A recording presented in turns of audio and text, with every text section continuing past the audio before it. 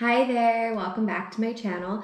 I wanted to deep dive a little bit more into the second klesha, or the second cause of suffering, which has to do with egoism and I amness. I have a video I posted yesterday that I'll link down below that really details egoism and how we separate ourselves from other people to one up or below other people, and how that aspect of the ego causes suffering. But there is actually another very important part of egoism that causes suffering that has nothing to do with anybody else and our relationship to other people. And that is that egoism, our identification of who we are by what we look like, what we do, how educated we are, how educated we aren't, how much money we have, etc., etc. That identification with things, aspects of our physical being and our mental state is actually not the essence of who we are. So when Patanjali is talking about this klesha, he really, in a lot of ways, is talking about our identification with who we are, which obviously affects our relationship with others as well. If we don't have a sense that below all those things, below those surface level achievements or failures, there is more to us. There is an essence that is not just a yoga teacher or a YouTuber or a blonde or a tall person or a skinny person or a stupid person or whatever it is that you're identifying with. So those things we can use to build ourselves up with. And a lot of people, when they hear the word ego or egoism, that's what they think. They think it's just things that we identify with that make us above somebody else.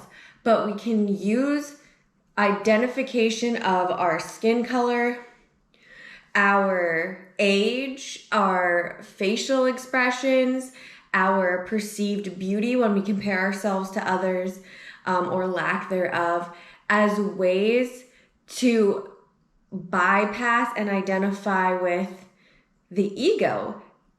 I'm less than, I'm not good enough, I'm suffering. If I were taller, if I were more beautiful, if I was younger, if I was just smarter, if I was just more athletic or whatever it is, then I could be happy. That is an ego identification that is causing suffering. And when you identify with things that are inevitably going to change, that are making you happy in the moment, like a promotion or the amount of money you have or how beautiful you are, those things can be fleeting as well. And then so what if those things change? If you're beautiful and your whole identity is based on being beautiful, then what happens when you're 70? Are you gonna hate yourself and not find love for who you are as a person because of that identity that you have attached to beauty, etc.? These are just different ways that I'm trying to bring to light how many different ways this can play out in your life. And so at the root of it is realizing that there is an essence beneath all of those things, that you are more than just what you do and how you look and how you think. And that essence underneath that all is in all of us. And that's where that collective consciousness, that avidya, that connection to collective consciousness, to something greater than yourself, exists, because we're all energy and everything around us is energy. So in a way, we are all the same in some way. And how that energy manifests is different. But when you can look beyond all of the material and physical aspects of who you are and your ego, and you can stop identifying with that so much, then you have a much better chance of connecting with others on a deeper level, accepting other opinions, and accepting yourself and finding true love for yourself, even when things are changing.